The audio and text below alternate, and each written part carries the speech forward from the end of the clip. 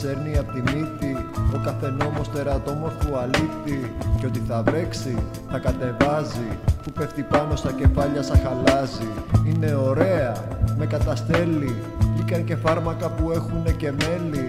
Για όλα τα μέλη που ενωθήκαν σε έναν αγώνα που κατήδησε κουρέλι. Υπάρχει μέλλον, υπάρχει ελπίδα, μία τσιχλίτσα που έχει γίνει κατσαρίδα. 300 πόδια και ένα κουφάρι που κλωσαίνουν εκατομμύρια καρναβάλι. Λοιπόν μαντρώστε τους, μην κάνουνε το βήμα, κι άμα πεθάνουν κανένα δυο θα πούνε κρίμα. Δικτατορία με φιωγκάκι επαιδείου, ασυδοσία χωρίς σχέδιο και σχήμα.